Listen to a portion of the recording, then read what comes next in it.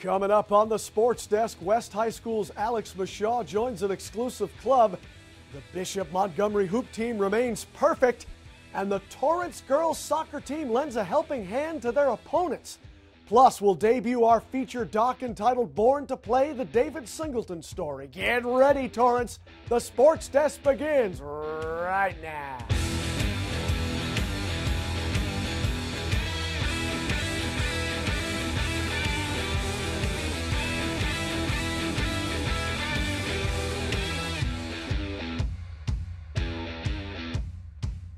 Welcome, everyone, to the only sports show designed with the Torrance sports fan in mind. Thanks so much for joining us. I am your host, AJ Vittone.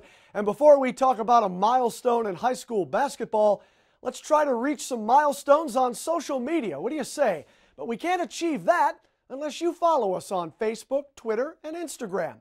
By all means, share your videos, photos, and your ideas for future stories. And don't forget to tag us in your posts. You tag us, and we'll tag you. The West High School boys basketball team celebrated another win recently, but it was what they celebrated during the game that was more significant. The West High Warriors entertained the Saxons of North High on a night when West Junior guard Alex Mishaw joined a pretty exclusive club. Sports Desk reporter Danny Miskell explains.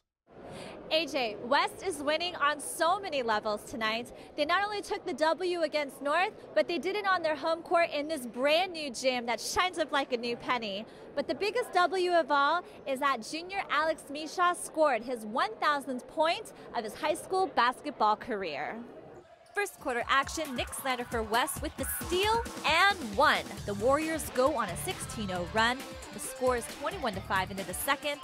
Kyle Baba for North, he fires it to Sebastian. He hands it off to Keith Turner, who sinks the three. Warriors still lead by 25 at the half, 38-13. Third quarter, Calais Bishop slips. Zach Tanata takes his turnover, shoots it over to Alex Mishaw, and he slam dunks it. The gym is roaring. What a great play. In the fourth, Warriors' Casey Umamoto with the assist to Brandon Chandler, who gets the deuce with under a minute left to go. Final score, 71-39. It's a Warriors game, folks. And Alex Mishaw is in the spotlight with the game-high of 22 points. He makes 9 of 11 attempts, one of which just happened to be a piece of history. Alex eclipsed the 1,000-point mark. Congratulations, Alex. Afterwards, I got to speak with Coach Perlmutter about what this W means for league, and with Alex Mishaw about what these 1,000 points mean for his personal record.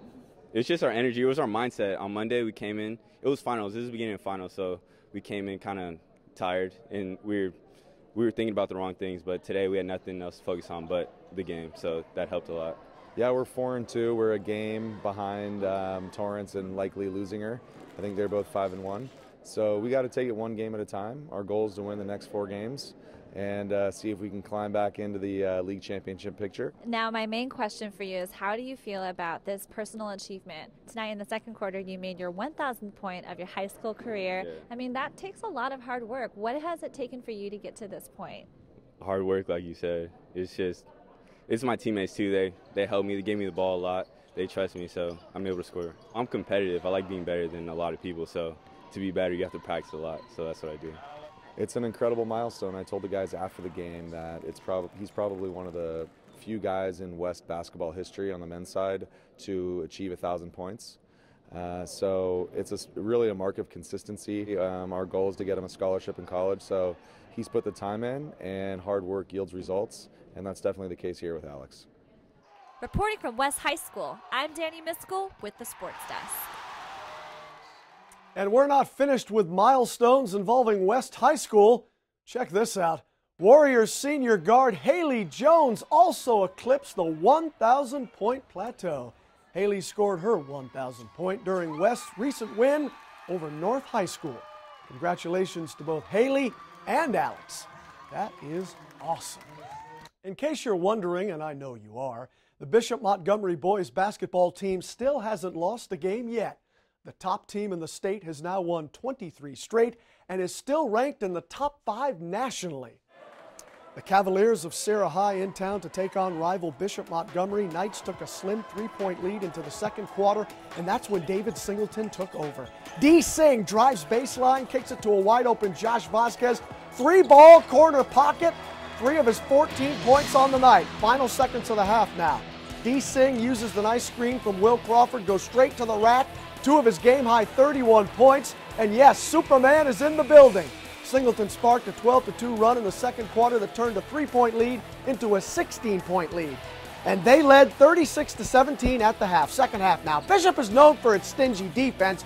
Watch Singleton with a suffocating D on Serra's Damani Lewis. It results in a turnover. D. Singh is fired up.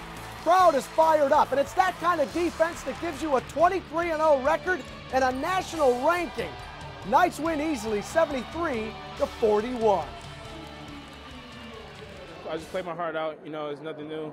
No matter what numbers I put up or anything, I just put forth effort and I contribute to the team to get a win. We crashing the offensive rebounds, and the second chance points is a big thing because we getting the rebounds, we kicking out for the 3 and it's just going up and going in. I thought we really rebounded well tonight, and I thought both ends, offensive and defensive glass. When the Warriors of El Camino College hosted rival Long Beach recently, the game featured 6 lead changes, 10 ties, and another furious second-half comeback.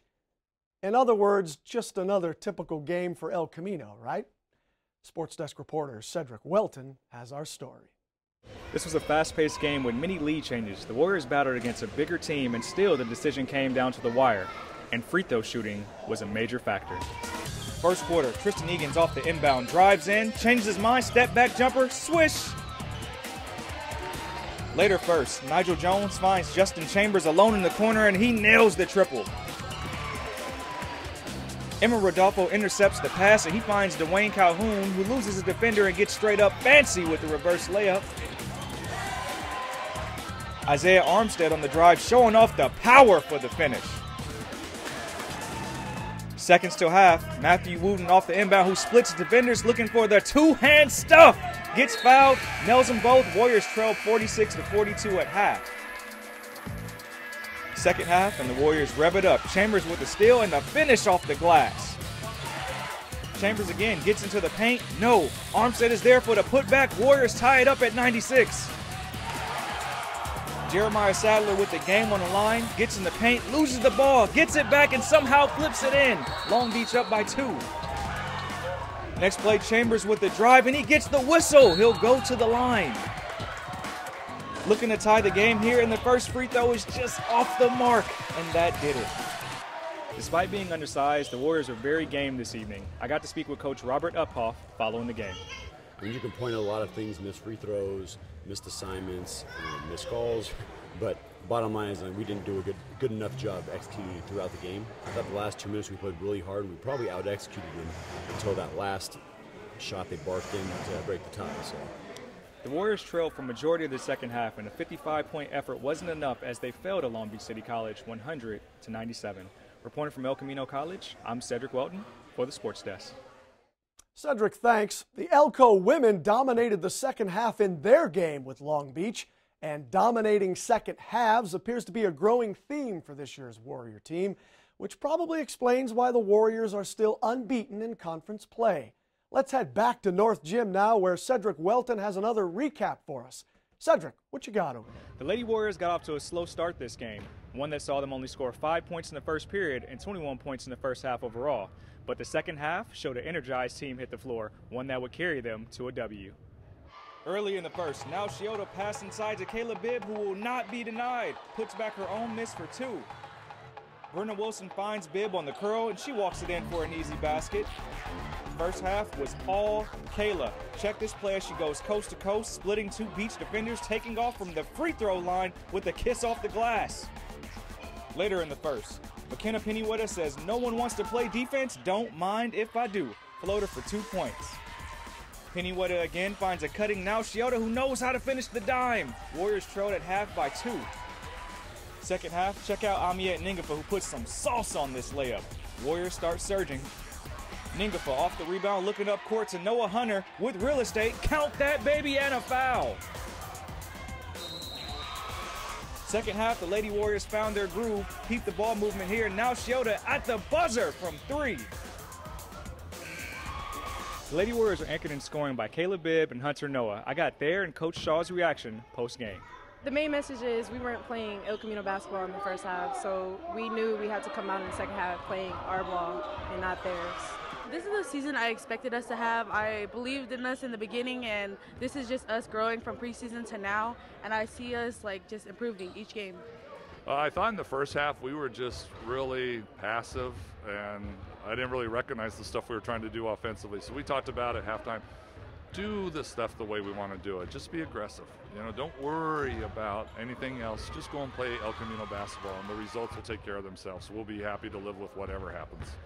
The Lady Warriors erupted in the second half for 38 points, defeating Long Beach City College 59-51. Reporting from El Camino College, I'm Cedric Welton for the Sports Desk. Thank you, Cedric. To high school girls soccer now, where the first-place team in the Pioneer League, the Saxons of North High, traveled across town recently to take on the second-place team, the West High Warriors.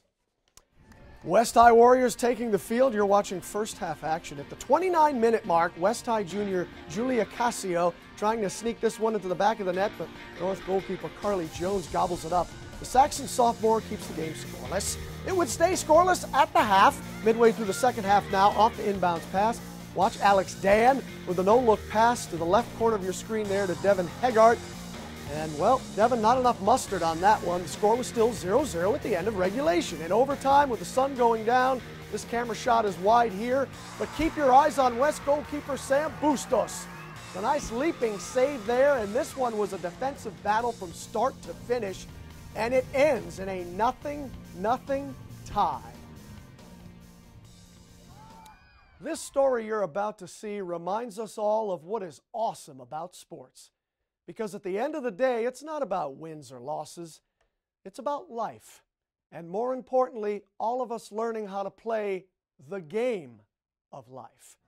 The Torrance High School girls soccer team played against Centennial in a regular season game recently. And when Centennial didn't have enough players to compete because of injuries, some of the Torrance players switched uniforms and played for Centennial, just to make things even. They didn't have to do this, but they wanted to. And so we were playing 7v7 in the beginning, and then second half we decided to go 9v9 and give them 3 of our defenders to go play with them to help them out in defense. They look like they really want to play, but they're just really discouraged. I think that the extra help in the defense really helped them. The minute we stepped on the field, they seemed more happy than they had been.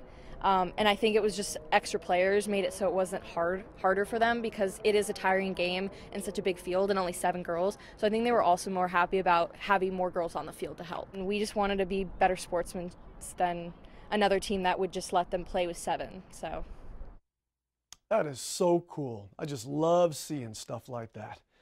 All right, let's hang 10, but let's do it with a combo this time, as in the North and West High School combo surf team. Over the past couple years, the two rival schools have teamed up to compete as one. Sports Desk reporter Danny Miskell caught up with the combo team at Torrance Beach recently, and she tells us how North and West are making waves in more ways than one. While competition rivalries can serve to raise the level of surfing as a whole, two schools that normally would be rivals unite to compete as one. North High and West have combined their surf clubs to form the Northwest Combo team within the SBSSA Surf League.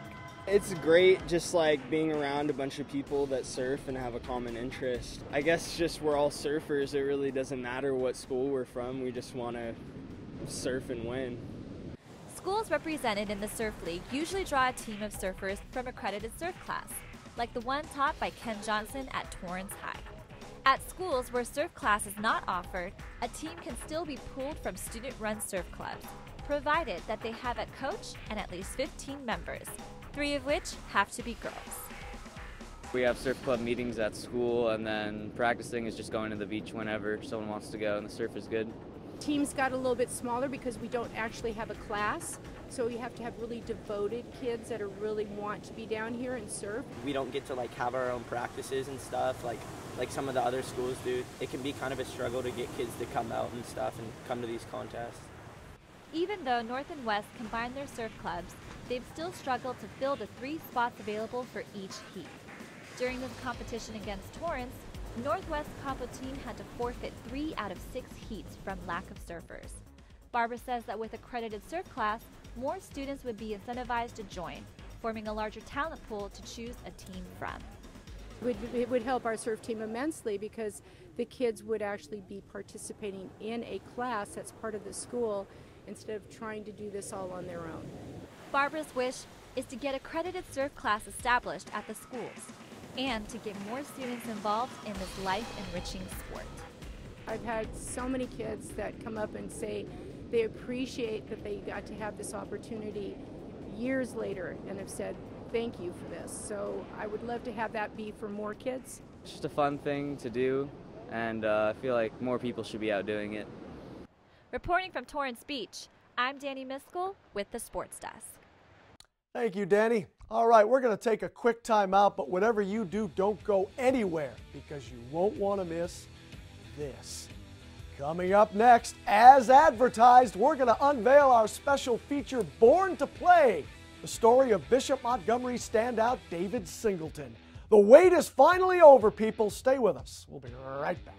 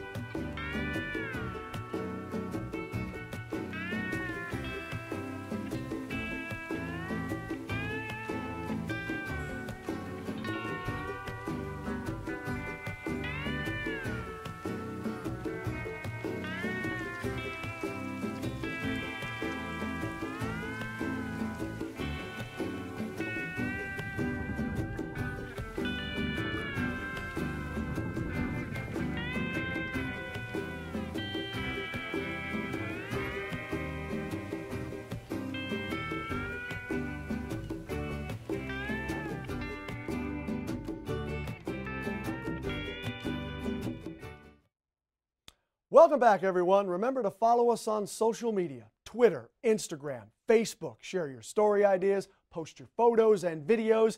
We want to hear from you, Torrance. After all, this is your show, so be sure to get involved. All right, in case you're wondering, David Singleton III wasn't born with a basketball in his hands, although you might argue that after watching this story. After all, it would certainly appear that way. It is, however, safe to say that David fell in love with the game of basketball at a very young age. Here now is our special Sports Desk profile feature on Bishop Montgomery senior guard David Singleton, who, as you're about to see, was definitely born to play.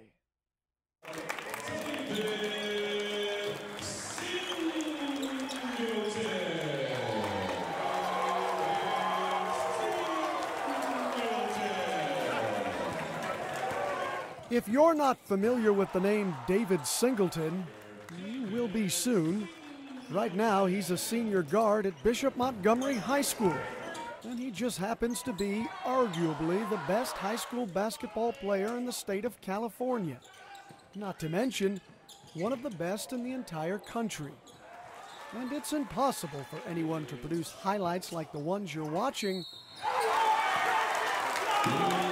without countless hours of good old hard work and dedication. Bush, let's go. Come on, come on, come on. Here we go. Here we go. This is where our journey begins, at the park, in the wee hours of the morning, where we find David and his father, David Singleton Jr., going through various conditioning drills. Let's go, let's go, let's go. Drop it, drop it, drop it. Let's go. It's a morning routine the two have had since young David was a child. Let's go. You have to get up pretty early in the morning to work harder than David Singleton. It's 8 minutes after 3 to be exact. And as you can see, David and his father are far from finished. But this is what separates David from the rest. It's his work ethic. And trust me when I say, it's a work ethic like none other. My father always taught me someone's always out working, someone's out trying to take your spot. I'm out here working while others are not. So when I step on the course, that pride that kicks in, that I already prepared way before he even woke up this morning. We're not quite sure if David actually sleeps. We assume he does, of course. But you wouldn't think that if you spent time with him. When he's not in school, David spends almost every waking moment either practicing or working out. He shoots at least 1,000 shots a day. 800 would be the minimum. On this particular evening, David is working out with basketball trainer Earl Ramsey. All right, let's go. I'm pushing. Nice. There you go. He's known David now for 15 years and still can't get over just how hard David works at perfecting his craft. He works like he's not good. Literally. He works like a 12th man, like he's trying to make a team. Like I don't do that. You know what I mean? Maybe Kobe, maybe, you know, the very best, but I think his work ethic is his talent. And it's hard to argue with that statement. It's also hard to argue that David was born to play the game of basketball. It was a game, after all, that he embraced at a very young age. David's father explains. He saw the game early, even in the stroller. When he got out the stroller at 2 years old, 2.5, he's playing around with me, doing a little conditioning work, the skill work. By the time he was 3.5, we put him in organized basketball. It was something that I thought that we can do together. And what started as a simple bonding experience between father and son quickly turned into something special. This is David at age 3.5. He's number 15 in this video. And he's playing against kids twice his age. Earl Ramsey recalls his first encounter with a young David Singleton. David was probably 4 when I first met him. Exactly.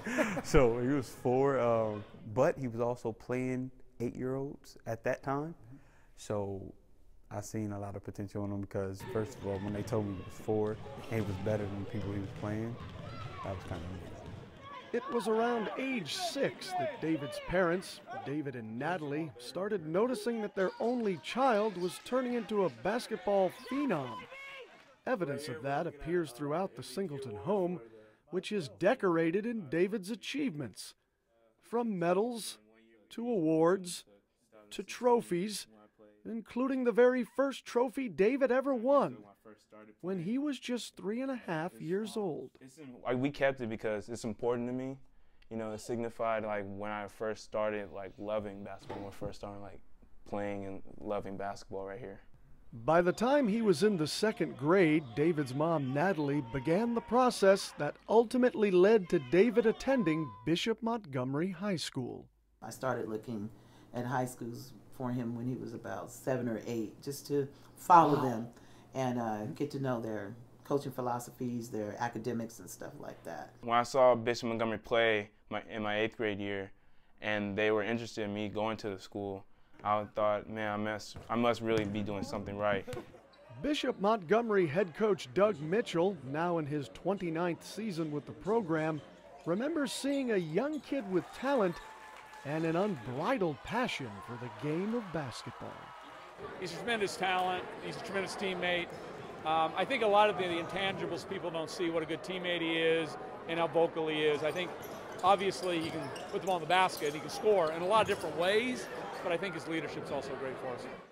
And his leadership is one of the reasons why Bishop Montgomery is currently ranked in the nation's top 5 and also pursuing its 2nd consecutive state championship. We usually get opponents' best games when they play against Bishop. When I see people trying to come at us, it makes me want to go at them even harder. Like we're trying to defend like our title, like that something on our chest that means something to us. It's more than basketball, you know. It's like lifestyle on and off the court. And if that doesn't serve as enough motivation, just check out David's sneaker collection, and more importantly, the messages that are handwritten on each pair, honoring deceased friends and family members.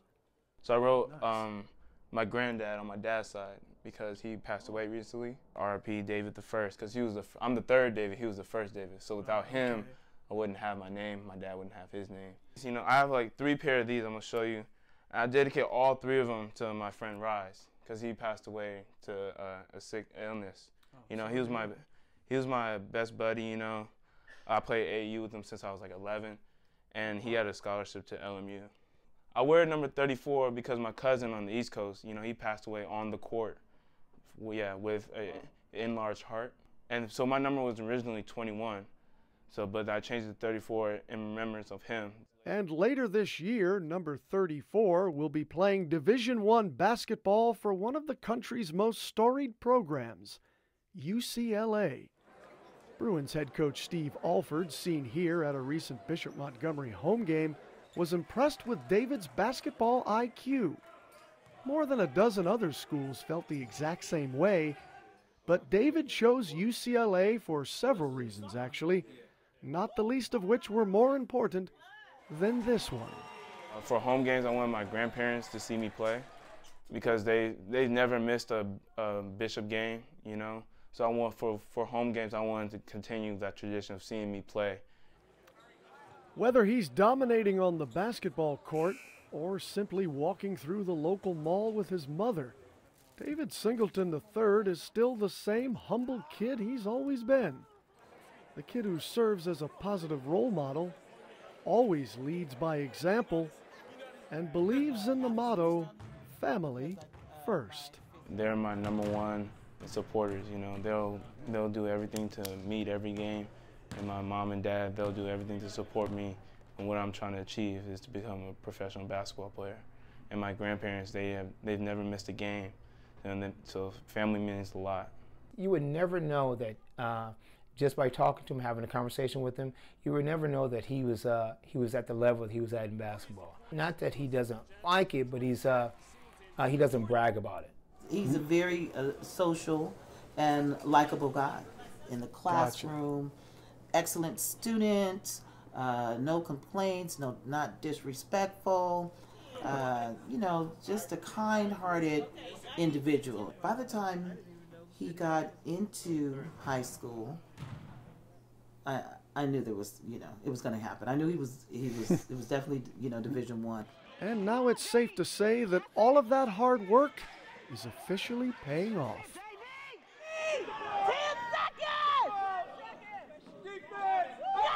Reporting from Bishop Montgomery High School, I'm AJ Vittone for the Sports Desk. And that's a perfect example of how hard work will most certainly pay off. David hopes to play in the NBA one day, and if he keeps up that work ethic we just saw, I can't see why he wouldn't get there. Before David heads off to UCLA next season, he still has some unfinished business this season as the undefeated Bishop Montgomery Knights are gunning for their second straight state championship, which means the next month or so should be a lot of fun. That's for sure. All right, that's all the time we have on this week's edition of the Sports Desk. Thank you so much for joining us. As always, we appreciate your support. My name is AJ Vittone, and I've seen, heard, and said enough for 1 week. We'll continue this conversation again next week, I promise. Until then, don't forget to follow the Sports Desk on social media, Facebook, Twitter, Instagram, and remember you can email us as well. We'd love to hear from you. That's all the time we have, sports fans. We'll catch you next time right here on the Sports Desk.